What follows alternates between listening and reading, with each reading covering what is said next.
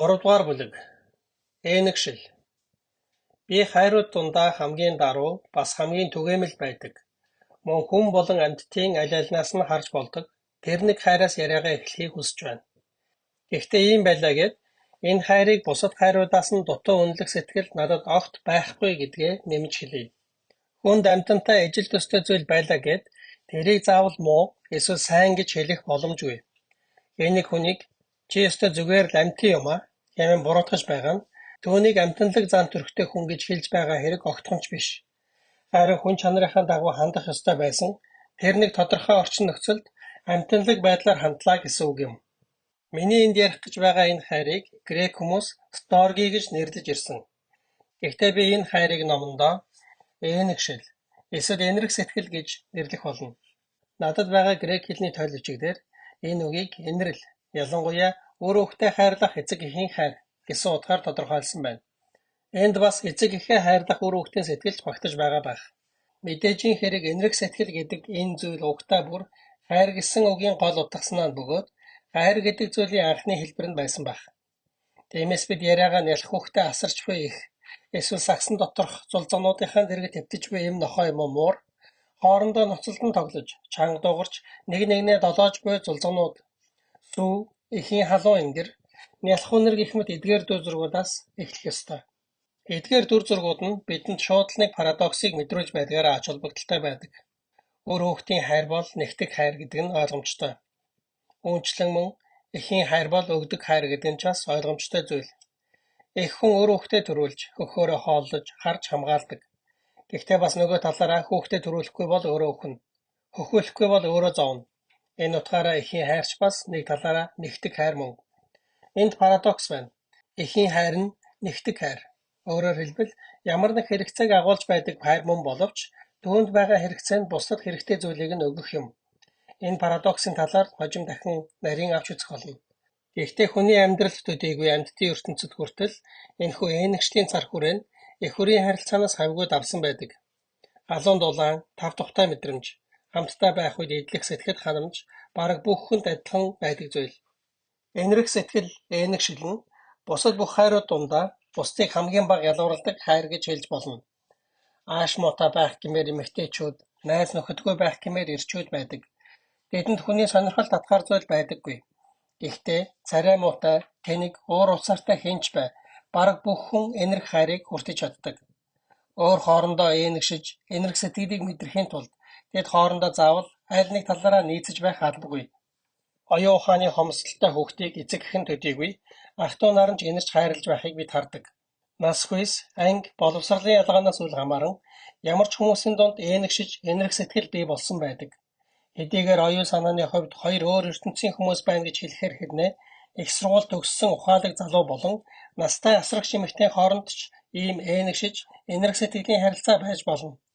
Энд яригдж байгаа хайр болох ээнэгшиж, энэрх сэтгэл нь тэрч бүхэл төрөл зүйлийн ялгаагч давдаг. Хүн нохой хоёрын дундаас төдийгүй гайхалтай нохой муур хоёрын дундаас ч бид энэ хайрыг олж харах боломжтой. Морь дахиа хоёрын дундаас ч энэ хайрыг олж харж байсан тухайга Гилберт Вайт хэлсэн байдаг. Үүнийг маш сайн ойлгож мэдэрснээр нарийн гаргаж ирж илэрхийлсэн зохиолчид бий. Тристрам Шандийн номд ийм хэсэг байдаг. Аавгах Тоби 2.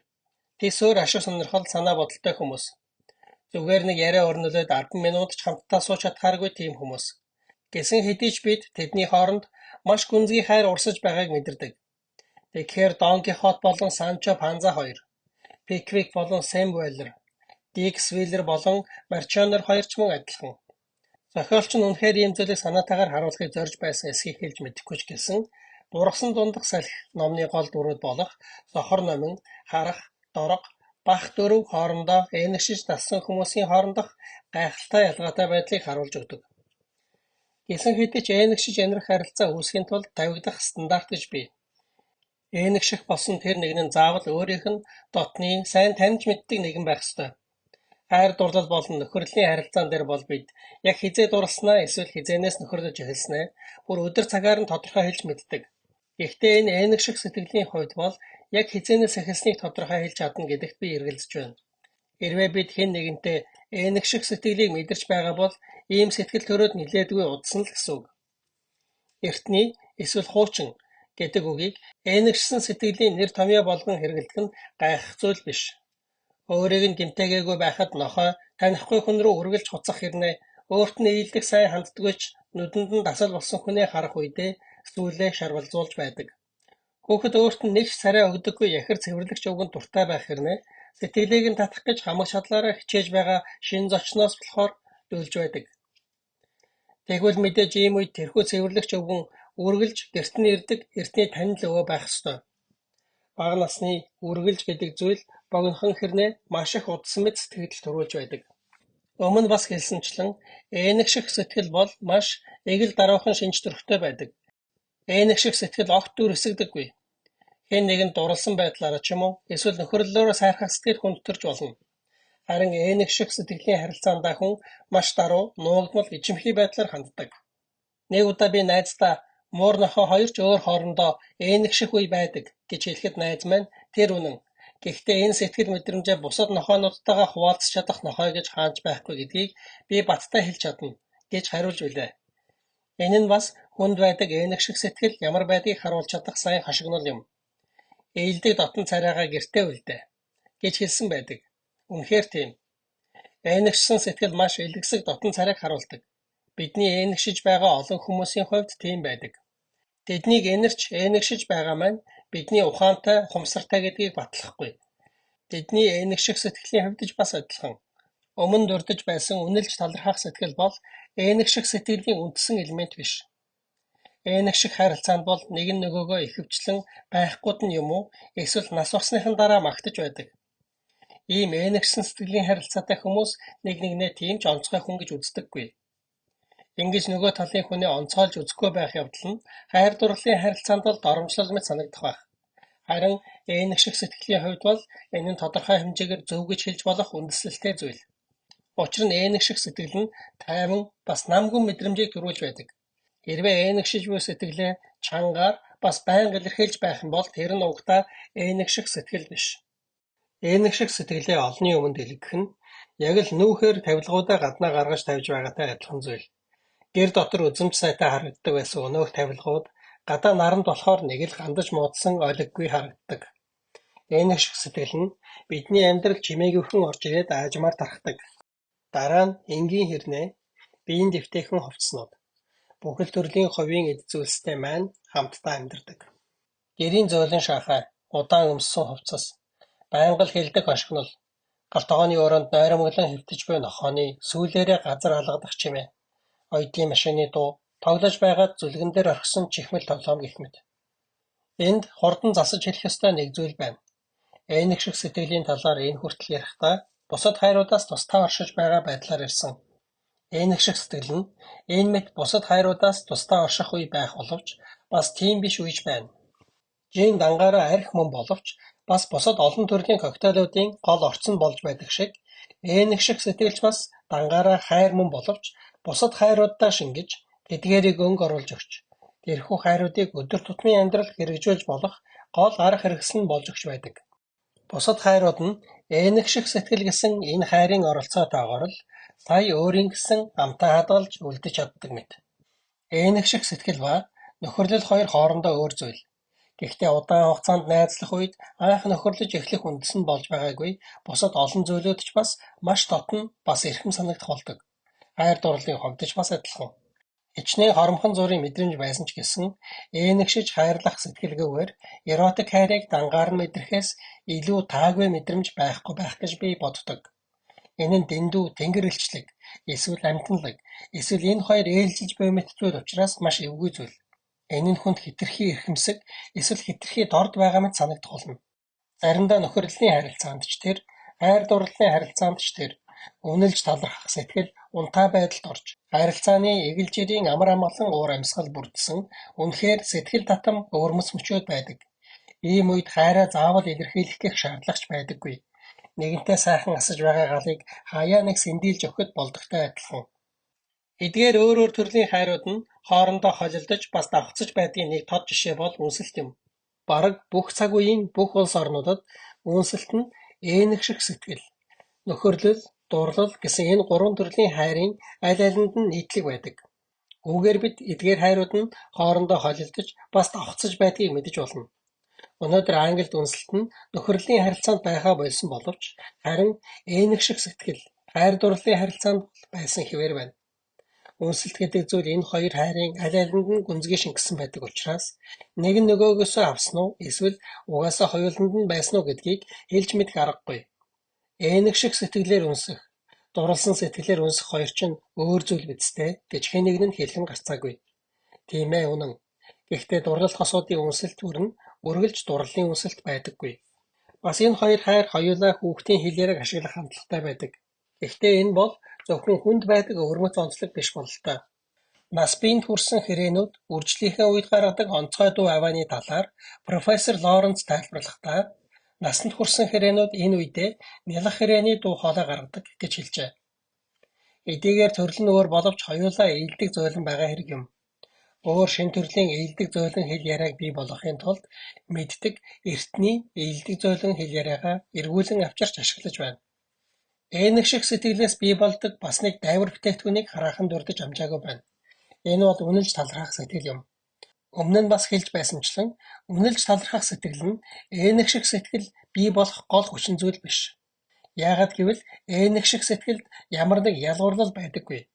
Хоорондоо яасан ч таарч тохирохооргүй хүмүүс хүртэл ээнэг шиг сэтгэлийн учир халуун дотн харилцаатай байж чаддаг. Гэхдээ хачирхалтай нь эцсийн дүндээ ээнэг шиг сэтгэлийн учир анхандаа ямар ч боломжгүй зүйл мэт байсан үнэлж талархах сэтгэл бий болсон байдаг. Бид анд нөхрөө юм уу дурлалт хүнээс сонгохдоо ихэвчлэн гоовцслан, илэн далангүй байдал, сайхан сэтгэл, ухаалаг байдал, мэдлэг ухаан гэх мэт давуу талуудыг нь харгалзан үздэг гэвэл худлаг болохгүй байх. Гэхдээ бодит байдал дээр тэр нь яг таны өөрийн чинь дуртай тийм нэг ухаалаг байдал, гоовцслан, сайхан сэтгэл байх ёстой бөгөөд энэ тал дээр хүн бүр өөр өөрийн гэсэн таашаал сонирхолтой байдаг. Тийм учраас найз нөхөд амраг хосууд өөрсдийгөө бид бол нэг нэгнийхээ төлөө бүтээгдсэн хүмүүс гэж боддог. Гэтэл хоорондоо яасан ч тохирохооргүй хүмүүсийг тэрч байтугай хамтдаа байгаа нь бүр хошин инээдтэй санагдах тийм хүмүүсийг ч нэгтгэж чаддагт ээнэг шиг сэтгэлийн гарамгай чанар оршдог. Үнэхээр хувь тавилан гэж энэ байх таа гэж хэлэхээр нэг гэр бүл хөрш биш байсан бол яасан ч уулзаж чадхааргүй тийм хүмүүс байдаг. Тийм хүмүүсийн дунд ээнэг шиг сэтгэл бий болж эхлэх юм бол нүд нь нэгдэж эхэлдэг.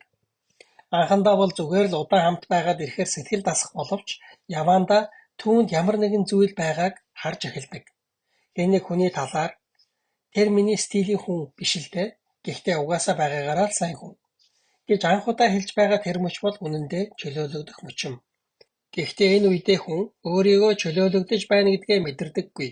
Харин юмд хүлээцтэй өргөн удам хандаж сурч байна л гэж боддог. Гэхдээ үнэндээ бол хүн энэ үедээ нэгэн хил хязгаарыг давж гарсан байдаг. Байгаагаараа гэсэн энэ үг бол тэр хүн өөрийн гэсэн өвөрмөц үнэлэмжийг орхиж зөвхөн өөртөө тохирсон сайныг эсвэл бодол санааг эргэлхийлэх биш. Харин бусдын сайныг бас бодол санааг байгаа чигээр нь үнэлж сурч байх хэрэг юм. Муур нохой хоёрыг хамттан тижээвэл сайн гэж нэг хүн хэлсэн байдаг. Энэ нь тэдний аль алиныг нь илүү өргөн удам болгож өгдөг гэжээ. Ээнэг шиг сэтгэл бидэнд байдаг хайрыг илүү өргөн удам болгож өгдөг. Байгалийн төрлөх хайрууд дундаа ээнэг шиг сэтгэл хамгийн түгээмэл, хамгийн төвөггүй, энгийн хэрнээ хамгийн өргөн удам хайр юм. Энэ талаас нь харах юм бол нэг гэр бүл, сургууль, цэргийн анги, хөлөг онгоц, шашны бүлгэн дээр зүгээр л нэг санамсаргүй таарснаар бие биенээ таних болсон хүмүүстэйгээ өөртөө зориулан сонгоод найзалж буй анд нөхдөсөө илүү өргөн удам харилцаж нөхөрлөх үе байдаг. Олон найзтай байлаа гэд энэ нь миний хүний сайныг нь олж харж эрхэмлэж мэддэг хүн болохыг маань баталж буй хэрэг биш. Гэрийнхээ номын сан доторх бүх номондоо дуртай байгаа байдал маань намайг уран зохиол хэрэг шинтэгч болохыг маань баталж чадна гэж та хэлэх боломжгүй. Аль алинд нь өгөх хариулт адилхан байх болно. Мэдээж бүх номоо та өөрөө сонгосон юм чинь бүгдд нь дуртай байхаас яах вэ? Мэдээж бас бүх найзаа та өөрийнхөө сонирхолд нийцүүлэн сонгосон юм чинь тэд тантай санаа нийлнэ шүү дээ.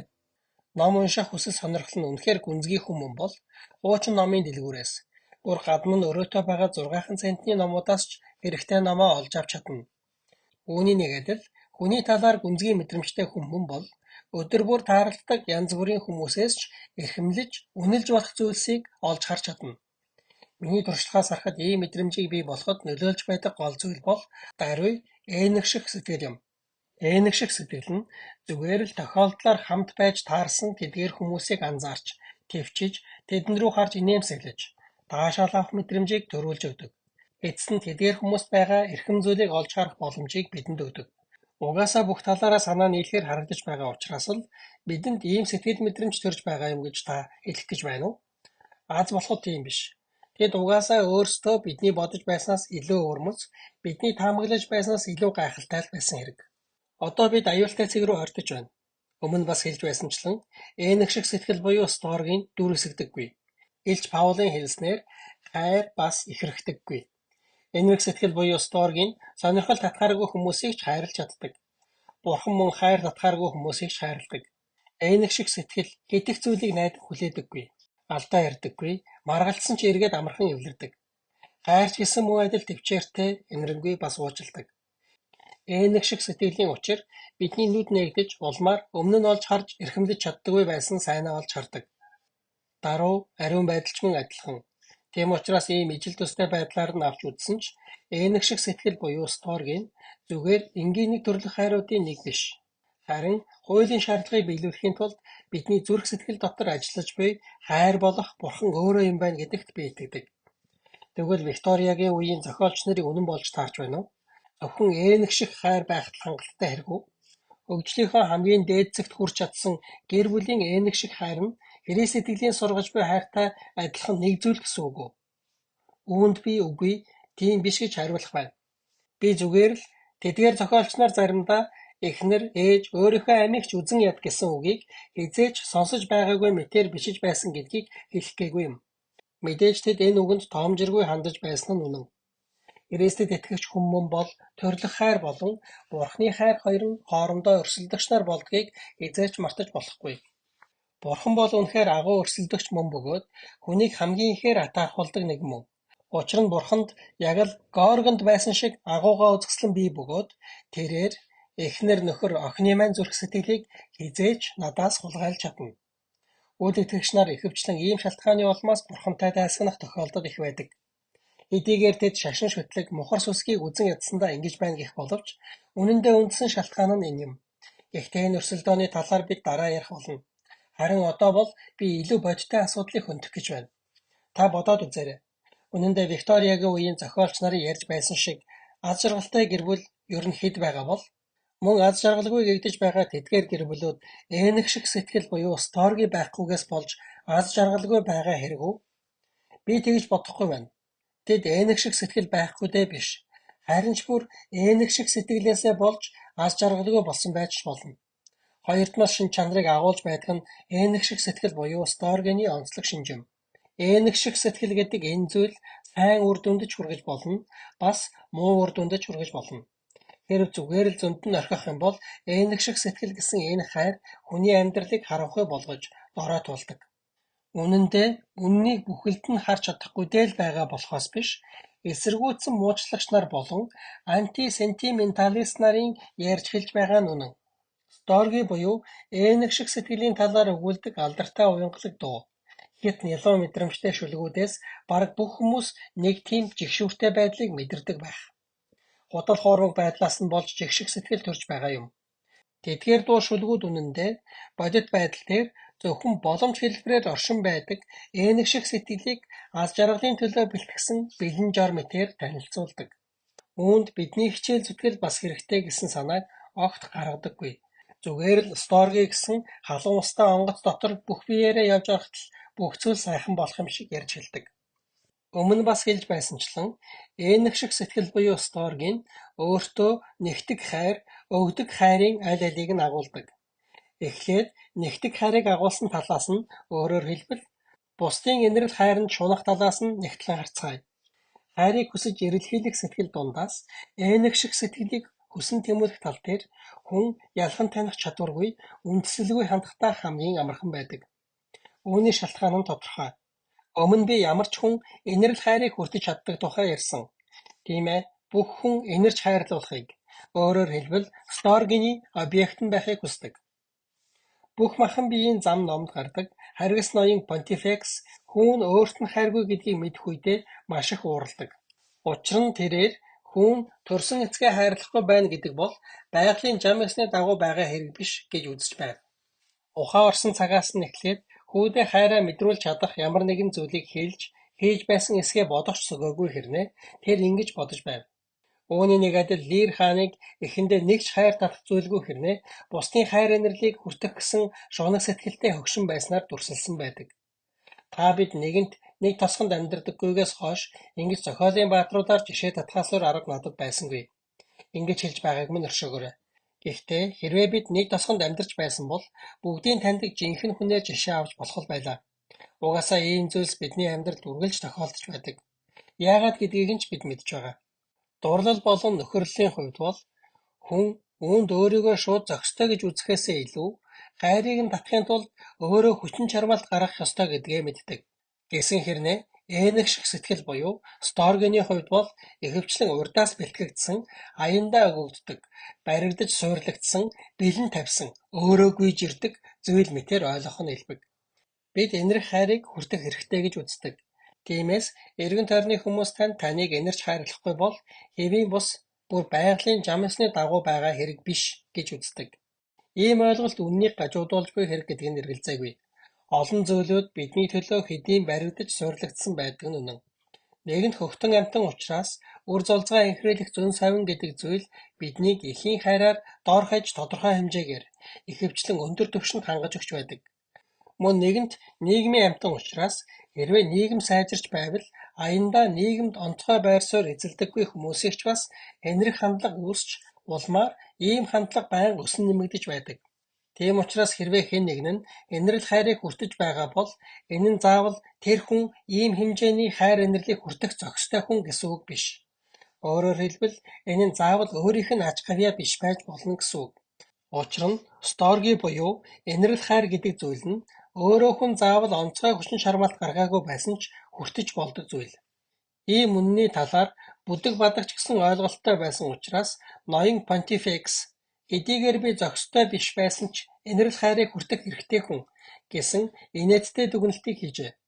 Үүнийг арай өөр өндөр түвшингийн асуудалд дүүцэн харах юм бол яг л нэгэнт бурхны нэгүслийг хүртэхээр гавьяатай хүн гэж нэгч байхгүйгээс хойш би ч бас гавьяа сэтгэлгүйч гэсэн бурхны нэгүслийг хүртэх хэрэгтэй гэж хэлж байгаа мэт. Гэхдээ энэ хоёр тохиолдлын аль алинд нь эрх гэдэг зүйл огт хамаагүй. Бид хүмүүсээс инэрл хайрыг хүртэх хэрэгтэй гэсэн ийм зүйл байхгүй.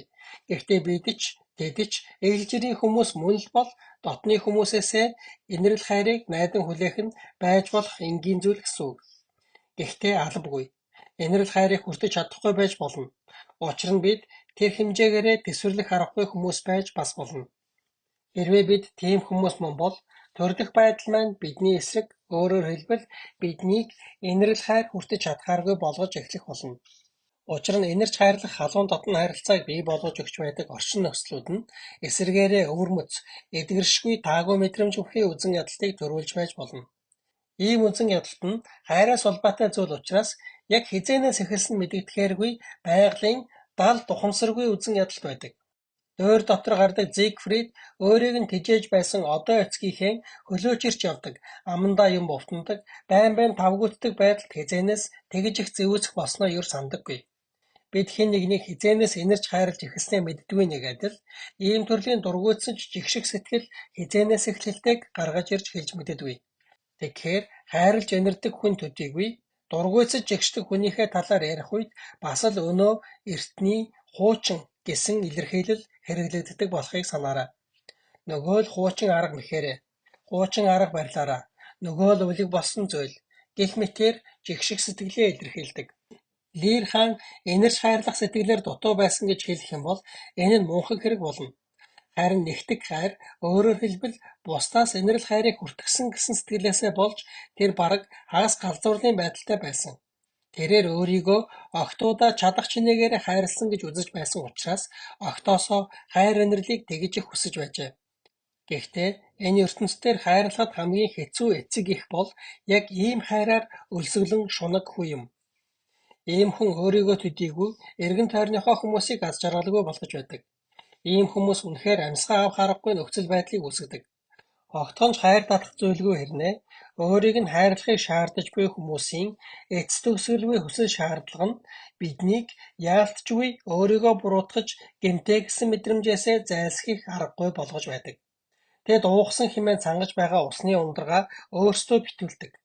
Хэзээ нэгэн цагт бидний дотор тэднийг энэрх сэтгэл дахин сэргэлээч гэсэн дахин илүү ихийг хүсэх тэдний шунаг шаардлага биднийг дахиад жигшилт хүргэдэг. Мэдээж ийм хүмүүс хэзээ ч хувиршгүй хайрын нотлохыг шаардаж байдаг.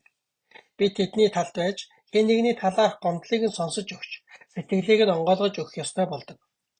Тэд дараах үгүүдийг хэлж байдаг. Хэрвээ миний хүү надад үнэхээр хайртай байсан бол аав нь хичнээн хувиа хичээсэн болохыг харах байсан. Хэрвээ ах надад хайртай байсан бол тэр миний талд байж эгчийг загнах ёстой байсан. Хэрвээ чи надад хайртай байсан бол надад ингэж хандахыг тэдэнд зөвшөөрөхгүй байх байсан гэх мэт. Энэ бүх хугацаанд тэд жинхэнэ зам юу болохыг ойлгоогүй. Чи хайрлуулахыг хүсэж байгаа бол эхлээд өөрөө хайр татахаар бай. Эртний Ромын яруу найрагч Овид ингэж хэлсэн байдаг. Эртний энэ бодлионтой эр хэрвээ чи охидын сэтгэлийг татахыг хүсэж байгаа бол өөрөө сэтгэл татан бай гэж хэлсэн нь л юм байх. Гэхдээ түүний хэлсэн энэ үгийг илүү өргөн хүрээтэй ойлгож болно. Хайр дурлалыг шүтэн бишрэгч энэ эр үеийнхэн дотроо ядчил ноён Понтифекс болон Лир хаан нараас хавьгүй мэргэн ухаантай байжээ. Гэхдээ бүр гайхмаар зүйл юу вэ гэвэл эдгээр хайр татхааргүй хүмүүсийн шунаг шаардлага нь үргэлж хоосон өнгөрөөд байдаггүй. Харин ч ихэнх тохиолдолд биелж байдаг. Бага нас, өсвөр нас, залуу нас, өтөл нас гээд бүхий л амьдралынхаа туршид хизээж хангалттай одоо боллоо гэж хэлдэггүй цус орогч мэт ихийгээ харж хандаж үгэнд нь дуулууртай байж дэмжиж асарч амьдралаа хоосон үрж буй эмэгтэй байдаг. Тэдний энэ өргөл нь үзэсгэлэнтэй зүйл байж болох ч өргөлийг нь залгигч настай эмэгтэйн хувьд бол тийм биш. Энэ мэд нэгэнт суйрлагдаж тогтсон гавьяа шаарддаггүй энэрх сэтгэл аимшигтай үйл ойлголцолд хүргэж болзошгүй байдаг. Энэрх хайрын бас нэг онцлог шинж болох налайсан бас ажил хэрэгч бус байдалч мөн үл ойлголцол хүргэх зүйл болдог. Сүүлийн үед залуу үеийнхэн ахмадуудын бүдүүлэг байдлын талаар их ярьж хэлдэг болжээ. Намайг настай хүн учраас шууд л тэдний талд орох байх гэж бодож байгаа байх. Гэвч үнэндээ үр хүүхэд нь эцэг эхтэйгээ гэхээс илүү эсрэгээрээ эцэг эх нь үр хүүхэдтэйгээ бүдүүлэг муухай харилцах тохиолдол их байгаа нь намайг цочирдуулдаг. Аль нэг айлд оройн хоолнд урагдаад очиход тэр айлын эцэг эх хоёр нь хүүхдүүдтэйгээ харилцахдаа хэрвээ гадуур залуус нэг нэгэндээ хэлэх юм бол харилцаа нь тэгээд бүрэн дуусахаар тийм үг хэллэгийг хэрглэж байгааг хараад гайхаж байсан тохиолдол хэндэж байдаггүй гэж үү? Зөвхөн хүүхдүүд л ойлгодог асуудлын талаар насанд хүрсэн хүмүүс дээрэмгүй байр суурь илэрхийлэх, яриаг нь бүдүүлгээр шууд таслах, зөрчилдөх байдал, маргаан үүсгэх, залуу хүмүүсийн нухацтай авч үздэг зүйлийг шоолох, хүүхдийнхээ найз нөхдийг доромжилсон үгээр хэлэх, найз нөхдийнхэн талаар доромжлох байдлаар ярих гэх мэт. Эдгээр нь бүгд яагаад манай хүүхдүүд гэртээ тогтдоггүй юм бэ? Яагаад манай хүүхдүүд өөр айлыг өөрийнхөө гэрээс илүү л үздэг юм бэ гэсэн асуултуудад тодорхой хариулт болж чадна. Ээлдэг соёлтой байдлыг бүдүүлэг байдлаас илүү л үзэхгүй хэн байх юм бэ? Ийм тэсвэрлэхэд хэцүү хүмүүсээс яагаад гэр орондоо ингэж авиралдаг талаар нь асуух юм бол тэд ингэж хариулах байх. Хөөе, гэр орон гэдэг чинь өөрийнхөөрөө сэтгэл амар байж болдог газар. Ямар хүн гэртээ хүртэл соёлтой сайхан хүн болох гэж биеэ барьж суух вэ? Хүн гэр орондоо хүртэл өөрийнхөөрөө байж чадахгүй бол өөр хаана тэгж чадах юм бэ? Манай гэр бүлийнхэн гэр орондоо хүртэл ажил дээрээ байгаа юм шиг албархуу байх ёстой гэж боддоггүй. Манай гэр бүл бол аз жаргалтай гэр бүл. Бид нэг нэгэндээ хамаагүй үг хэлж л байдаг. Хэнийч дургуутсаад байдаггүй. Яагаад гэвэл бид нэг нэгнийгээ бүрэн ойлгодог. Энэ нь ч бас үнэний ортой юм шиг хэрнээ аимшигтай худал зүйл. Нэгэнт хоорондоо ээнэгшиж дассан хүмүүс хамт байгаа үед бол биеинд дасал болсон хуучин хувцас өмссөн байсан ч бас нэг нэгэндээ хамаагүй үг хэлж байсан ч тэр нь бүдүүлэг хэрэг болохгүй. Гэхдээ биеийн дэвтэйгэн хуучин хувцас өмсөх эсвэл нэг хувцасаа өнөр ортол нь хэд хоног өмсөх хоёр тусдаа өөр зүйл. Үдирчлэгт очихдоо өмсдөг хувцас гэж тусдаа байдаг шиг гэр орондоо өмсгөх зохимжтой хувцас гэж бас тусдаа бий. Үүнчлэн олон нийтийн болон гэр бүлийн ёс зүй гэж тусдаа бий. Гэхдээ энэ хоёр ёс зүйн аль альных нь үндэс нь болж өгч байдаг нэг зарчим бий. Тэр бол хэн ч өөртөө давуу эрх олгохгүй байх явдал юм. Өөрөөр хэлбэл хувиа хичээж болохгүй.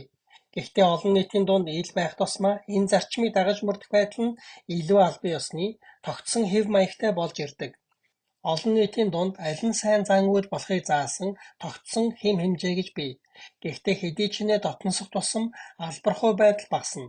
Гэвч тийм байлаа гэд ээлдэг соёлтой байх шаардлага бас багасж байна гэсэн үг биш. Эсвэргээрээ ээнэг шиг сэтгэл нь олон нийтийн ээлдэг байдалтай харьцуулах юм бол харин ч бүр илүү нарийн, мэдрэмжтэй, гүнзгий байдлаар илэрч байдаг зүйл. Нийгмийн амьдрал тодорхой тогтсон зан үйлийг сахихад л болно. Гэхдээ нийгэмд албан ёсны хэв маягтайгаар илэрхийлэгдэж байгаа энэ зан үйл гэр бүл дотор бол үнэн, жинхэнэ бодит байдлаар илэрхийлэгдэх ёстой. Эс бөгөөс гэр бүл гэдэг газар хамгийн хувийн хичээсэн байдал ноёрхсон газар болж хувирна. Тийм учраас эртний үгэнд хүнийг хамтдаа амьдарч үзэж байж тань гэсэн үг бий. Тийм учраас тэр хүний ажил дээрээ эсвэл үдшилэг дээр харуулж байгаа ээлдэг соёлтой боловсон байдал нь жинхэнэ зүйл эсэх нь ойр дотны хүмүүстэй гаргаж байгаа зан үйлээс нь харагдах болно. Тийм болохоор ажил дээр гаргадаг нүүр царай бас үдшилэг дээр гаргадаг нүүр царай гэсэн үгүүдийг таагүй утгаар хэрэглэж байгаа нь шалтгаантай зүйл. Хэрвээ та үдшилэг юм уу эсвэл бүжгэн дээрээс буцаж ирэхдээ ээлдэг боловсон зангаа тэндээ орхичхоод ирдэг бол та угаасаа тэнд байхдаа ч ээлдэг сайхан байгаагүй л гэсэн үг. Тэнд зүгээр л дүүрсгэж байсан хэрэг. Бид нэг нэгэндээ юу ч хэлж байсан зүгээрээ. Энэ үгийн ард олонний дунд мөрдөгддөг ёс зүйтэй харшилж байсан ч гэсэн хамаагүй ээнэгшсэн сэтгэл байгаа бол хэлхийг хүссэн зүйлээ хэлж болдог гэсэн санаа агуулгадж байна. Учир нь ээнэгших сэтгэл байгаа бол угаасаа нөгөө хүнээ гомдоох, доромжлох, дээрлэх санаа огт байдаггүй. Хайртай их нартай коктейлийг чинь санамсаргүйгээр уучих үед түүнийг ховдог гэж дуудаж болно. Аав тань улиг болсон өнөөх түүхээ дахин ярих гэх юм бол чи үсэрч босч ирээд дуугүй болгож болно. Та тоглоом шоглоомоор өдөж, уурч, шоолж болно. Амаа амхаач би номоо уншмаар байна гэж хэлж болно. Та гомдоо гэсэн санаа агуулаагүй бол тохирсон цагт нь тохирсон өнгө аясаар ямар ч үгийг хэлж болно. Ээнэгших сэтгэл гүнзгий байх тусмаа өнгө аясыг нь тодорхой болгодог.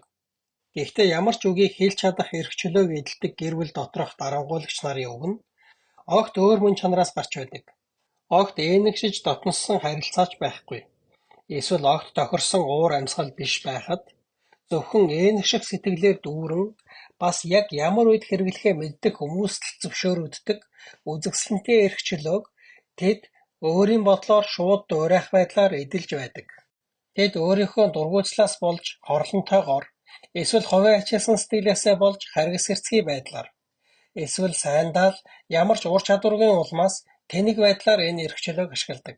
Гэсэн хэрнээ мөс чанарт нь тэглэх зүйл огт байдаггүй. Ээнэгшсэн хүмүүс нэг нэгэндээ буруу сандаггүй учраас эрх чөлөөтэй байж болно гэдгийг тэр мэддэг. Тийм учраас тэр энэ эрх чөлөөг ашиглаж байгаа нь энэ. Ингэх мөртөө тэр өөрийгөө ээнэгшсэн сэтгэлийг харуулж байна гэж дүгнэдэг.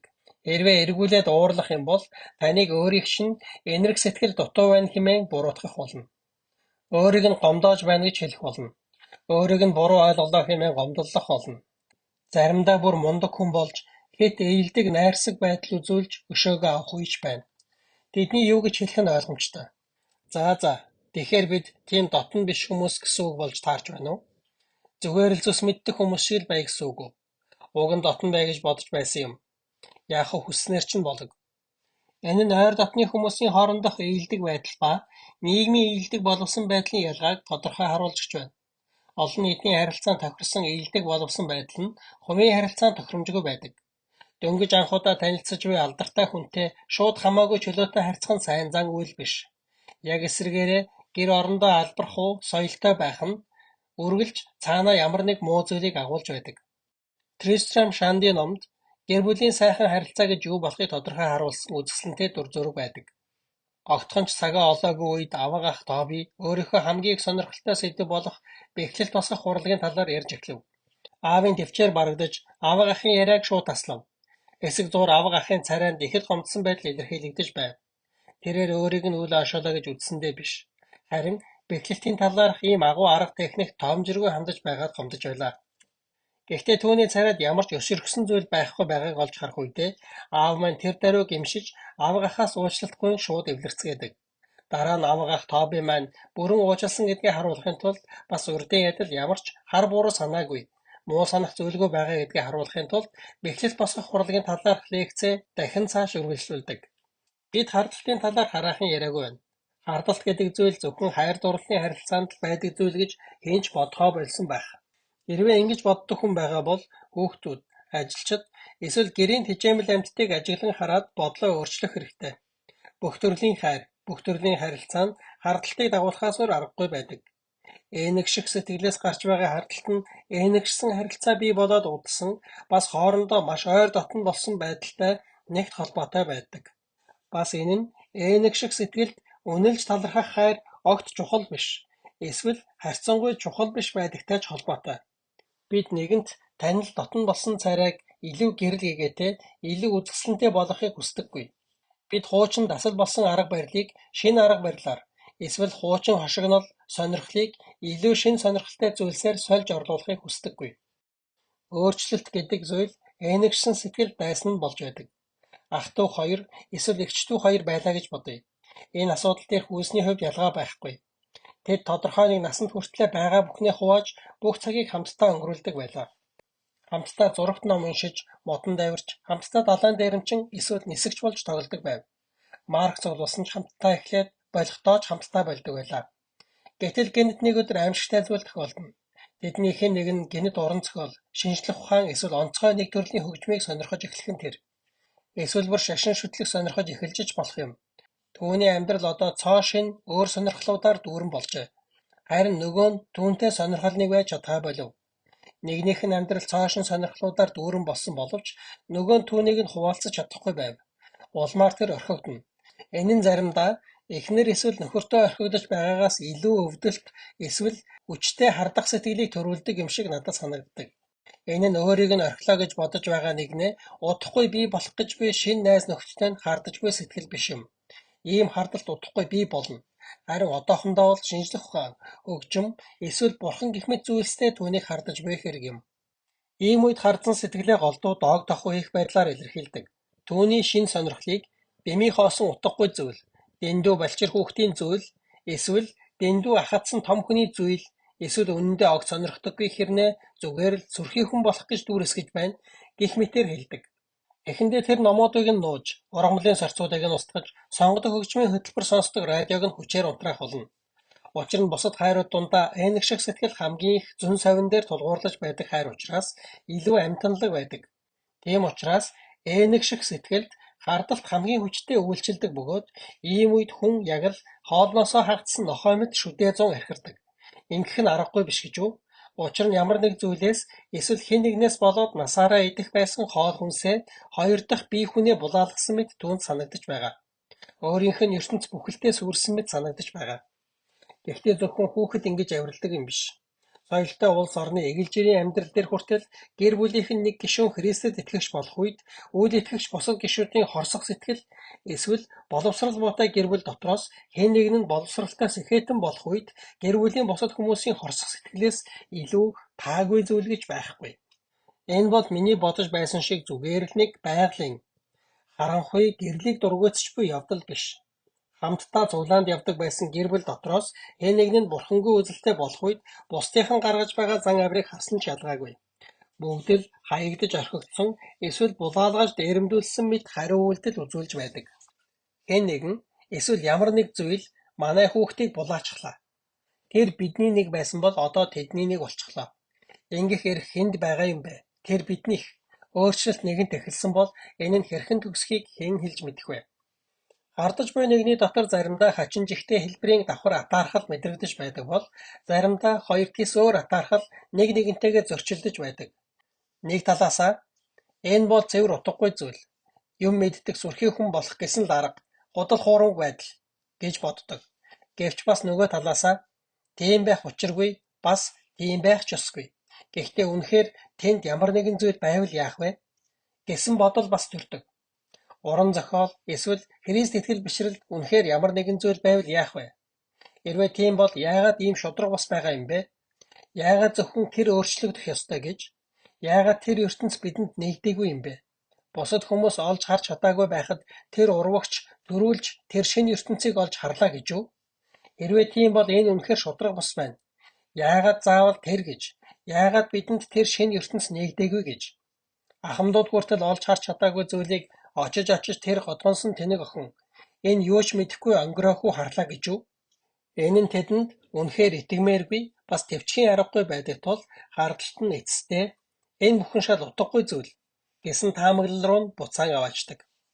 Эцэг эхчүүд ийм асуудал дээр ах トゥ нараас арай хөнгөн байр суурьтай байдаг. Хүүхдүүд эцэгийнхээ өнгөрсөн үеийг мэдэхгүй. Тийм учраас эцэг эхчүүд хүүхдийнхээ шинээр олж мэдсэн тэр ертөнцийг аль хэдийн туулаад гарсан мэтээр тэдэнд ойлгуулж чадна. Энэ бол туулаад өнгөрдөг үе шат. Тэгж байгаад нэг мэтгэд болчихно гэж тэд хэлж байдаг. Үүнээс илүү төгс хариулт гэж байдаггүй. Нэгэнт ирээдүйн талаар ярьж байгаа болохоор хүүхэдд нь ийм зүйлийг няцаах ч арга байдаггүй. Ийм үгс хүүхдийг өргөс шиг хатгадаг. Гэхдээ нэгэнт настай хүн санаа тавьж хэлж байгаа үг болохоор уурлаад байж болдоггүй. Дээрээс нь бас ахмад хүмүүс үнэхээр ийм л байх болно доо гэж итгэсэндээ ийм үгийг хэлдэг байж ч болох юм. Эцэстээ тэдний зөв байсан нь батлагдаж болно. Бас тийм биш ч байж болно. Гэвч тийм биш байлаа гэд энэ нь тэд буруу байсан гэсэн үг бас биш.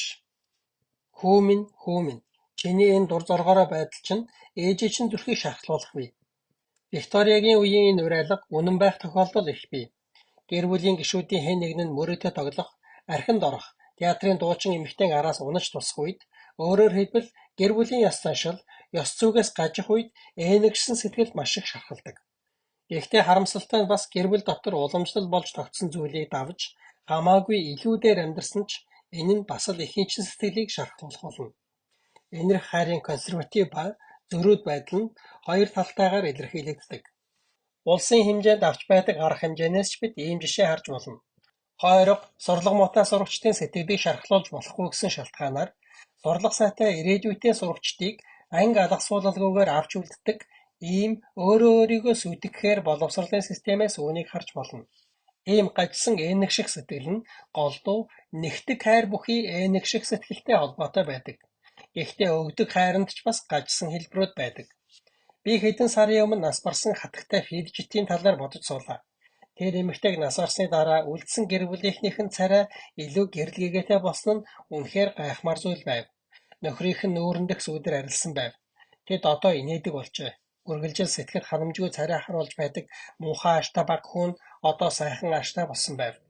Орой унтах үеэр л гэртээ ордог байсан том хүн өдөржингөө гэртээ байгаа харагдав.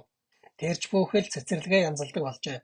Түнээ муутай харагддаг байсан охин нь морь унаж сурах хичээлд явж байгаа нь үнэхээр санаанд багтамгүй зүйл байлаа. Бас үдшийн цагаар бүжгэнд явж олон цагаар теннис тоглодог болсон байв.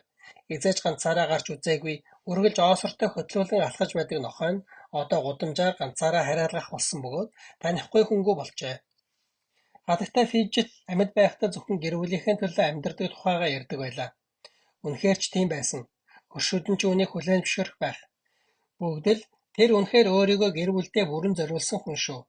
Тэр үнэхээр сайн ээж, сайн эхнэр шүү гэж ярьцгаадаг байв. Тэр гэрийнхнийхээ бүх хувцсыг ганцаараа угаадаг байлаа. Арайчтай гэж хэлэхээр ажилддаг байсан. Боломж бололцоотой айл байсан учраас хүүхдүүд нь хувцсаа угаалгын газар өгье гэж гуйсан ч тэр дургуутсаад өгөнд нь ордоггүй байжээ. Гэрт ганц хүн байсан ч түүнд зориулж халуун хоол хийдэг байв. Оройтож шөнө ирсэн нэгэнд нь ч босож халуун хоолунд өгдөг байв. Ингэх хэрэггүй гэж гэрийнх нь үргэлж гуйдаг байв. Халуун биш, хүйтэн хоолнд дуртай гэдгээ хэлж үннээсээ гуйгаад ч сонсдоггүй байлаа. Энэ бүхэн ямар ч нэмэр болоогүй. Учир нь тэр эмэгтэй зөвхөн гэр бүлийнхээ төлөө амьдарч байв. Хэн нэгэн нь шөнө оройтож ирэхээр болох юм бол тэр эмэгтэй заавал гарч тусдаг байлаа. Шөнийн 2-3 цаг байсан ч хамаагүй гараад зогсдог байв. Гэрийнх нь үргэлж цаагаараа өөрийг нь буруутгаж буй сул, цонхийсон, ядарсан түүний царайг хараад гэртээ орох ёстой болдог байв. Түүний ийм царай хэрвээ чамд жаахан ч гэсэн мэс чанар байгаа бол оройн цагаар гадуур гарах хэрэггүй гэсэн үг байв. Тэр эмэгтэй үргэлж ямар нэг зүйл хийж байдаг. Тэрээр өөрийгөө маш сайн ойдолчин, эхэмлийн мастер гэж үздэг байв. Мэдээж гэрийнх нь зүрх сэтгэлтэй хүн болохоор ойж өгсөн хувцсыг нь өмсгөхөөсөөр аргагүй болдог байжээ. Пастрын ярьснаар эхнэрийг нь нас барсны дараа гэрийнхнийх нь хандвалсан хувцас цуглааны бусад хүмүүсийн хандвалсан хувцснаас илүү их байсан тухай ярьж байсан. Тэр эмэгтэй гэрийнхнийхээ эрүүл мэндэд бүр ямар их санаа тавьдаг байсан гэж санана. Тэр Туниа муутай охиныхоо асуудлыг ганцаараа нуруунд дээрээ үүрдэг байсан. Охиноо эмнэлэг рүү авч явалгүйгээр харин гэр бүлийнхээ настай эмчийг байнга гэртээ дууддаг байв. Гэхдээ эмч хизээч өвчтөнтэй өөртөө нь уулзаж ярилцаж байгаагүй. Хөнгөн үзлэг хийснийхэн дараа ээж нь эмчийг өөрөөрөө даваачаад ганцаарчлан уулзаж зөвлөлддөг байжээ. Охин өөрийнхөө эрүүл мэндэд санаа тавьж хариуцах ч боломжгүй байв. Зөвхөн ээжийнхээ бэлтгэж өгсөн тусгай хоолыг идэх, биеинд нь тустай гих муухай амттай тоникийг нь уух, өглөө орон дотроо цайгаа зөөлгөж уух зэрэг ээжийнхээ асрамжид байхаас өөр хийж чадах зүйл охинд алга байв. Хадагтай Фижид үнэхээр өөрийнх нь хэлдгээр гэр бүлийнхээ төлөө ясаа цайтал ажилладаг байсан юм. Гэр бүлийнхэн нь түүнийг зогсоох аргагүй байлаа. Тэд сайн хүмүүс байсан болохоор түүнийг ажиллаж байгааг хараад зүгээр сууж чаддаггүй байжээ. Босож очоод туслахаас өөр аргагүй болдог байв. Үнэхээр тэд ээждээ өргөлж туслахаас өөр арга байгаагүй. Өөрсдийнх нь төлөө ажиллаж байгаа тэр эмэгтэйд туслахын тулд хиймээргүй байгаа зүйлээ хийх ёстой болж байв. Тэр хөөрхөн нохойн тухайд бол эмэгтэйн өөрийнх нь хэлснээр хүүхдээс нь өөрсдөө амтан байлаа. Үнэхээр тэр нохойд яг л хүүхэд шигээ хандаж байсан. Гэвч нохойнд нэгэн сэтгэл нь өвдөнө гэсэн зүйл байхгүйгээс хойш гэр бүлийн бусад гишүүдийг бодвол арай амар байсан байх. Заримдаа илүүлэх, хоолны дэглэн барих, хамгаалуулах гэсэн давчуу тойргоосоо гарч хогийн сав руу эсвэл хөршөө нохой руу хариалгадаг байлаа. Хатагтай Фижитийг одоо нэг амар заяагаа үзэж байгаа даа гэж сүмийн пастор ярьдаг байлаа. Бид ч бас тийм байгаасаа гэж хүсэж байна. Гэхдээ ямар тач гэр бүлийнхнийх нь хувьд бол үнэхээр амар заяагаа үзэх шиг болсон юмдаг. Эмэгтэй хүн төрлөхөөс өөрт байдаг эхийн зүүн совин гэдэг зүйлээсээ болж ийм өрхөнд орохтой амархан байдгийг харж болно. Өмнө бас хэлж байсанчлан эхийн зүүн совингоос гарч байгаа хайр бол өгдөг хайр мөн боловч ямар нэг зүйл өгөхийг хэрэгцээгээ болгож байдаг. Өөрөөр хэлбэл бусдын хэрэгцээг өөрийн хэрэгцээ болгож байдаг тийм хайр юм. Гэхдээ үнэндээ өгнө гэдэг бол авч байгаа хүнийг дахин цаашид авах шаардлагагүй байдал хүргэхийг гол зорилгоо болгож байдаг зүйл. Бид хүүхдүүдээ удахгүй өөрөө хоолоо идэж сурахын тулд хооллдог. Бас удахгүй заах шаардлагагүй болохын тулд зааж сургадаг. Үүнчлэн өгдөг хайранд энэ мэт чухал үүрэг хариуцлага оногдож байна. Энэ хайр бүхэлдээ зайгаа тавьж өгөхийн төлөө ажиллаж байдаг. Эзэн нэгэн цагт би цаашид тэдэнд шаардлагагүй болох ёстой гэдгийг зорилгоо болгож байх ёстой. Гэхдээ төрлөх зүүн совинд өөрт нь хайрлагатай холбоотой энэ хуулийг дагаж мөрдөх хүч байдаггүй. Төрлөх зүүн совин хайрлаж байгаа нэгэндээ сайн сайхныг хүсэх боловч тэр нь зөвхөн өөрийнх нь өгсөн сайн сайхан зүйл байх ёстой гэсэн нөхцөл тавьдаг. Эх хүнд байдаг энэ зүүн совин бууж өгч, байраа тавьж өгч чадвартай байхын тулд илүү өндөр түвшингийн өөр хайр хөндлөнгөөс түүнд туслах юм уу? Эсвэл тэрхүү зүүн совинг хүчээр дарагдуулж өгөх шаардлагатай. Мэдээж олон тохиолдолд үүний дагуу болдог. Гэхдээ ингэж чадаагүй тохиолдолд хайртай хүндээ хэрэгцээтэй хүн хэвээр байх гэсэн хүсэл шунал нь зөвхөн өөрийнх нь гарыг харж амьдардаг хүнийг бий болгох. Эсвэл бүр шинэ зохиомол хэрэгцээ шаардлагыг бий болгох замаар өөрийн сэтгэлийг дүүргэх гэдэг. Ийм зүйлийг эргэлзэх зүйлгүйгээр зоригтой хийж байгаа шалтгаан нь тэд өөрсдийгөө өгдөг хайр гэж боддог учраас өөрийгөө бусдын төлөө байна хэмээн үзэж байгаатай нь холбоотой юм. Энэ бол зөвхөн ээж нарт хамаатай асуудал биш. Эхийн зүүн совингоос үүдэлтэй ч бай, бас үүнтэй ижил төстэй хүчин зүйлүүдээс үүдэлтэй ч бай. Ямар тач хэн нэгэн өөрийг нь хамгийн хэрэгтэй хүн гэж үзээсэй гэж хүсэж байдаг ээнэх шиг сэтгэл нь үүнтэй ижил өрхөнд орох боломжтой. Асрамжинд нь байгаа хэн нэгэнд хандаж буй асран хамгаалагчийн энерги сэтгэлч мөн үүнд хамаарна. Джейн Остины зохиолоос харах юм бол Эмма бүсгүй Харриет Смитийг аз жаргалтай байгаасаа гэж үнэн сэтгэлээсээ хүсэж байсан хэдий ч тэр нь зөвхөн Эммагийн өөрийнх нь түүнд зориулан бүтээж төлөвлөсөн аз жаргал байх ёстой байв. Энэ талаараа их сургуулийн багш гэсэн миний энэ ажилч бас аюултай байж болох мэргэжил. Оюутнууд хизээ нэгэн цагт шүүмжлэгч бас өрсөлдөгч нар болох ёстой. Их сургуулийн профессоруудын зорилго нь ч энэ. Бас ийм өдөр ирэх үед баярлах учиртай. Яг л туялзуур сэлмний багш шавь нь өөрийг нь сэлмээрээ хатгаж ялалт байгуулах үед баярладаг шиг. Үнэхээр ингэж баярладаг хүмүүс олон бий. Гэвч бүгд тийм биш. Энэ насан дээр ирэх үед би доктор Кварцын гунигтай түүхийг ойлгож байна. Аль ч их сургуульд түүн шиг чадварлаг, хичээл зүтгэлтэй багш гэж байгаагүй. Тэрээр шавь нартаа бүхнээ зориулдаг хүн байсан бөгөөд ихэнх шавь нартаа мартагдашгүй гүнзгий сэтгэгдлүүлдэж чадсан хүн. Шавь нар нь түүнийг гавьяа байгуулсан баатар шиг шүтдэг байв. Шавнар нь сургуулаа төгссөнийхөө дараа ч гэсэн багш дээрээ үргэлж очдог байсан бөгөөд заримдаа гэрт нь гайхалтай хэлэлцүүлэг хийж үдшийг өнгөрүүлдэг байв. Гэхдээ хачирхалтай нь энэ байдал удаан үргэлжлэж чадаагүй. Төд удалгүй тэр нэг аимшигтай үдэш Шавнар нь гэрт нь ирээд хаалгыг нь тогтвол доктор тэдэнд завгүй гэж хэлхэн тэр. Тэр өдрөөс хойш очих бүрийг тэр үргэлж завгүй гэдэг болжээ. Шавнар нь түүний амьдралаас тэр чигтээ хөөгдсөн. Энэ нь сүүлийн хэлэлцүүлгийн үеэр Шавнар нь түүний санаа бодолтой тэрслэх зүйлийг ярьсантай холбоотой байв. Шавнар өөрөөс нь тусдаа бие даасан байр суурийг илэрхийлжээ. Багшаасаа өөр үзэл бодолтойгоо илэрхийлж, өөр байр сууриатайгаа харуулжээ. Магадгүй хоорондоо маргалдаад тэд багшаагаа дийлсэн ч байж болох юм. Нойрох хөдөлмөрлөж үүргээ гүйцэтгэсний үр дүнд Шавнар нь эрдэм номтой болж улмаар биеэ дааж байгаа байдалтай яг нүүр тулах үед энэ нь түүнд тэсхийн аргагүй байжээ. Вотан нь эрхчлөөд Зигфридийг бүтээх гэж шаргуу хөдөлмөрлсөн боловч яг эрхчлөөд Зигфридийг харах үедээ хилэгнэж байдагтай энэ нь адилхан зүйл юм. Доктор Кварц ч бас эцэстээ аз жаргалгүй хүн болж хувирсан. Хэн нэгний хувьд хэрэгтэй хүн нь байх гэсэн ийм хүсэл шаардлага нь ихэвчлэн амьтан эрхлүүлэх байдлаар илэрхийлэгддэг. Хэн нэгэн хүний талаар амьтанд дуртай юм байна гэдгийг нь олж мэдлээгээд түүний талаар багасаа ойлголттой болж байгаа хэрэг биш. Учир нь хүн амьтанд дуртай байх хоёр өөр арга зам бий. Нэг талаараа арай дээд төрлийн гэрийн тэжээвэр амьтад нь биднийг байгаль ертөнц дээрх бусад зүйлүүдтэй холбох гүүр болж гэж байдаг. Заримдаа хүн төрөлхтний байгаль ертөнцөөсөө хөндөрсөн байгаа байдал нь биднийг маш их хэмзэглүүлдэг. Оюун ухаан хөгжихийн хэрээр хатангарчиж буй зун согон, өөрийгөө хэд их ухамсарлах байдал, амьдрал дээр бидэнд учирч байдаг тоо томшгүй нарийн төвөгтэй асуудлууд, өөр зүйлд санаа зовлгүй зөвхөн одоо гэсэн энэ цаг үеэсээ таашаал авч, яг одоо гэсэн энэ цаг үедээ л амьдрах чадвараар дутмаг байгаа байдал. Энэ бүхнээсээ салжих юм бол гэхдээ бид амьтан болж болохгүй. Угаасаа ингэх боломж ч байхгүй.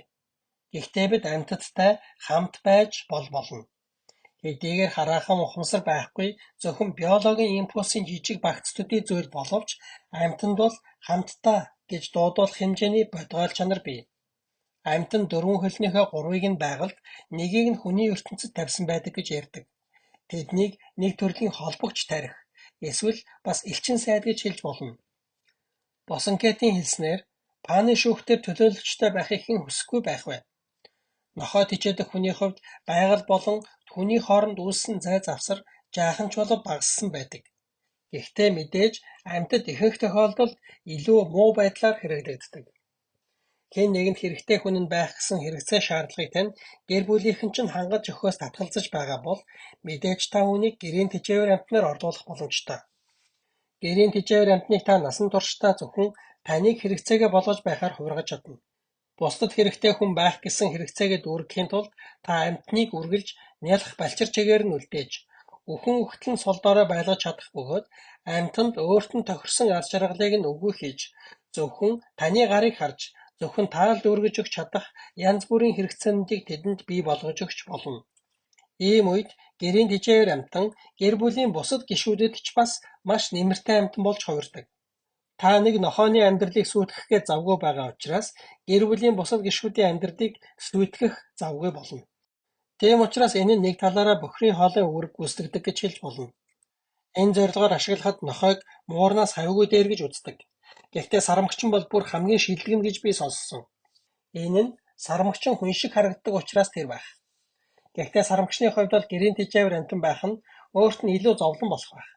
Гэхдээ тэр таныг өөрт нь ямар муу зүйл хийж байгааг бүрэн ойлгож мэдж чадахгүй. Мэдсэн байлаа ч гэсэн та түүнийг нь анзаарч олж харж чадахгүй. Үргэлж дарлуулж байсан хүмүүс заримдаа генет эргэж өөрийн мэдлгүй аимшигт үннийг илчилж ярьдаг. Гэхдээ амьтан бол ярьж чадахгүй. Хүнийг таних тусмаа нохойнд илүү дуртай болдог гэж ярьдаг. Ингэж ярьдаг хүмүүс амьтан хайрлах болсон жинхэнэ шалтгааныхаа талаар нухацтай бодож үзэх шаардлага бий. Миний үгийг бүү буруугаар ойлгоосоо гэж хүсэж байна. Хэрэв хэн нэгэн нь энэ бүлгийг уншсныхаа дараа төрлөх ээнэх шиг сэтгэл дутмаг байх юм бол тэр нь маш том завхрал юм байна гэсэн ойлголт авбал энэ нь би сайн бичиж чадсангүй гэсэн үг. Гэхдээ бас амьдрал дээр гуйвшгүй үргэлжилсэн аз жаргалыг эдэлж чадах хэсэг нь 90% ээнэх шиг сэтгэлээс хамаарна гэдэгт би нэг хоромч эргэлзэж байгаагүй. Тиймээс Өмнөх хуудсуудыг уншсаныхаа дараа ийм сэтгэгдэл бичиж үлдээсэн хүмүүсийг би бүрэн ойлгож байна. Нэг хүн ийм сэтгэгдэл бичиж үлдээсэн байсан. Тийм ээ, үнэхээр тийм. Яг ийм зүйл тохиолддог. Хувиа хичээсэн эсвэл сэтгэл мэдрэлийн эмгэгтэй хүмүүс альва зүйлийг тэрч байтугай хайрыг ч ямар нэгэн зовлон зүдгүүр мөлжлөг болгон хувиргаж чаддаг. Гэхдээ яагаад заавал ийм онцгой ач холбогдолгүй зүйлүүдийг томруулж хараад байгаа юм бэ? Жаахан эрүүл сарвал ухаантай, өгч бас авч мэддэг зохистой хүмүүс ийм зүйл гаргахаас сэргийлж чадна шүү дээ. Гэхдээ ийм сэтгэгдэлтэй байгаа хүн үүнийхээ талаар дахин бодож үзэх шаардлагатай гэж би бодож байна. Эхлээд энэ хүний хэлж байгаа сэтгэл мэдрэлийн эмгэг гэсэн зүйлийн талаар авч үзье. Ээнэг шиг сэтгэлийн ийм хортой байдлыг зүгээр нэг өвчин эмгэг гэж үзснээр энэ асуудал шийдэгдэнэ гэж би бодохгүй байна. Мэдээж ийм байдал руу оруулах уруу татлахыг эсэргүүцэхэд маш хэцүү эсвэл бүр боломжгүй болгодог зарим нэг эмгэгүүд бий. Тийм өвчин эмгэгтэй хүмүүсийн хувьд бол зайлшгүй эмчит хүргэх ёстой. Гэхдээ өөрийнхөө тал дээр шударга байх гэж хичээдэг хүн бүр ийм уруу татлага өөрт нь байдаг гэдгийг хүлээн зөвшөөрөх байх. Ийм уруу татлагыг мэдэрч байгаа нь өөрөө өвчин биш. За өвчин мөн байлаа ч гэсэн үүнийг хүний уналтанд орсон мөн чанар гэж нэрлэх ёстой байх. Энгийн эрүүл ухаантай хүний хувьд ийм уруу татлалтанд бууж өгч байгаа нь өвчин биш, харин нүгэл юм. Тийм учраас үүнийг өвчин эмгэг хэмээн үзэж ангаах ухааны аргаар эдгэн гэхээс илүү харин нүгэл хэмээн үзэж сүнслэг удирдамжийг авах шаардлагатай. Ангаах ухаан гэдэг зүйл байгалийн бүтэц эсвэл хэвийн үйл ажиллагааг сэргээхийн тулд ажилладаг. Гэхдээ шунал, хувиа хичээх байдал, өөрийгөө өрөвдөх байдал зэрэг нь астигматизм эсвэл бөөрийн эмгэгийн үед яригддаг байгалийн бус, хэвийн бус байдлууд биш юм. Бодоод үзээрэй. Харин ч ийм уруу татлалтанд нэг ч удаа автаж үзээгүй хүнийг байгалийн эсвэл хэвийн хүн гэж яаж хэлэх вэ? Харин ч ийм уруу татлалтанд нэг ч удаа автаж үзээгүй хүнийг төрлөх эсвэл хэвийн хүн гэж яаж хэлэх вэ? Заавал тэгж дуудмаар байгаа бол хамгийн дээд байгалийн уналтад ороогүй гэсэн нэр томьёонуудыг ашиглах ёстой болох байх. Бид ийм байж чадсан ганцхан хүнийг мэднэ. Тэр бол төлөвшсөн, тэнцвэрийг барьж чаддаг, нийцэж чаддаг, аз жаргалтай гэр бүлийг бий болгож чадсан, ажил мэргэжилтэй, нийгэм тодорхой байр сууриа эзэлсэн хүнийг хэвийн хүн гэж тооцдог сэтгэл судлаач нарын тодорхойлолтоос ангид нэгэн байсан. Хэрвээ энэ ертөнц таныг чөтгөр тэзлэгдсэн хүн хэмээн үзэж нүцэглэн гар хүлээх тань модон шонд хадаж өлгөх юм бол энэ нь та энэ ертөнцийн хэв маягт огтхон ч нийцүүлж чадаагүй гэсэн үг. Гэхдээ хоёрдугаар тэр хүний бичиж үлдээсэн сэтгэгдэл үнэндээ ээнэг шиг сэтгэлийн талаар миний хэлэх гээд байгаа зүйлийг бүрэн хүлээн зөвшөөрч буй хэрэг юм. Ээнэг шиг сэтгэл гэдэг зүйл эрүүл сарвал ухаан, авах өгөхийн тал дээр шударга хандаж мэддэг, зөв хандлагатай байх үед л аз жаргалыг төрүүлж чаддаг. Өөрөөр хэлбэл ээнэг шиг сэтгэл дангаараа ажиллаж чадахгүй, зөвхөн мэдрэмж байгаад хангалтгүй гэсэн үг. Үүнд эрүүл сарвал ухаан хэрэгтэй. Өөрөөр хэлбэл авч өгөх тал дээр шударга хандаж мэддэг байх ёстой. Тиймээс ээнэг шиг сэтгэлийг хөрөх үед нь дахин өдөөж өгч, энерч хайрлах урлагийг мартах эсвэл үл оншоох үед үүнийг өдөртөн зохицуулж байх шударга байдал хэрэгтэй. Мөн зөв байр суурь, зөв хандлагатай байх ёстой. Дахин хэлэх юм бол бидэнд тэвчээр өөрийгөө үгүйсгэх байдал, даруй зан гэсэн эдгээр сайн чанарууд байх ёстой бөгөөд бидэнд байгаа ээнэг шиг сэтгэл нь өөрөөсөө хамаагүй өндөр түвшингийн хайраар зохицуулагдаж байх ёстой. Миний хэлхийг хүссэн гол санаа бол ердөө л энэ. Бид зөвхөн ээнэг шиг сэтгэлээ өөгшүүлээд амьдрна гэвэл энэ нь бидэнд эргээд хор хохирол учруулах болно. Хэр зэрэг ноцтой хохирол учруулж чадахыг бид бүрэн сайн ойлгохгүй л байх шиг байна. Хатагтай фижит гэр бүлийнхнийгээ хэр их бухимдуулж, тэдэнд хэр их зовлон болж байгаагаа үнэхээр мэдээгүй болов уу? Тийм гэж хэлэхэд хэцүү. Тэр үүнийгээ мэдж байсан. Гэртээ ирэхэд нь өөрийг нь шууд буруутан болгохоос өөр хэрэгцээгүй тэр эмэгтэйн хүлээлт тухайн үдэш хүүхдийнхэн сэтгэлийг хэр их зовоохыг тэрээр мэдж байгаа. Гэсэн хэдий ч тэр ийм зүйлийг хийхээ зогсоож чадахгүй. Учир нь ингэвэл тэр айж явдаг нэгэн үнэнтэйгээ нүүр тулна гэдгээ мэдж байгаа. Би гэр бүлийнхэндээ хэрэгтэй хүн биш гэсэн тэр үннийг энд хэлж байна. Түүний ингэж үйлдэх болсон эхний шалтгаан нь энэ. Бас өөр нэг шалтгаан нь юу вэ гэвэл Түүний ажилсаг хөдөлмөрч зан нь өөрийнхөө хайрын жинхэнэ мөн чанарт эргэлзэхэд хүргэж болох далд бодлуудыг нь зайлуулж өгдөг байж болох юм. Хөл нь хавнаж, нуруу нь чилж өвдөж байсан ч зүгээр. Учир нь эдгээр өвдөлтүүд түүний чихэнд үүнээс илүүгээр би гэр бүлийнхнийгээ яаж хайрлах ёстой юм бэ гэж шивгэндэг байлаа. Түүнийг хөдөлгөж байсан хоёр дахь хүч бол энэ. Гэхдээ үүнээс хүчтэй нөлөөлж байсан өөр нэг хүч байсан гэж бодож байна. Тэр бол гэр бүлийнхнийх нь үл талархсан байдал. Хувцас авгаалгын газарт өгч бай хэмээн гуйж байгаа гэр бүлийнхнийх нь талархалгүй байдал, сэтгэл шархлуулсан үгс. Фидчит авахыг шархлуулж байсан энэ бүх зүйл тэд өөртөө нь зөв бусаар харьцаж байгаа мэт сэтгэгдэл төрүүлж байсан бөгөөд үүнээс болж бий болсон гонсойж гомдох сэтгэлээсээ таашаал идэх боломжтой болж байв. Хэрвээ хэн нэг нь гонсойж гомдох сэтгэлээс таашаал аваад байх зүйл надад байдаггүй гэвэл тэр хүн худалч эсвэл гэгэнтэн байх биз. Мэдээж ийм зүйл зөвхөн дотроо үзэн ядалтай хүмүүст л таашаал өгдөг гэвэл үнэн. Тэгвэл хатагтай PhD шиг хайрч бас дотроо маш их үзэн ядалтыг тээж болохыг харж болно. Ромын яруу найрагч Катулус нэгэн шүлэгтээ "Би нэгэн зэрэг хайрлаж, бас үзэн яддаг" гэж бичсэн байдаг. Гэхдээ зөвхөн Эрос хайрамд төдийгүй бусад төрлийн хайруудад ч энэ нь шингэсэн байх ажээ. Өөрөөр хэлбэл тэр хайрын дотор үзэн ядалтын үр нь бий гэсэн үг.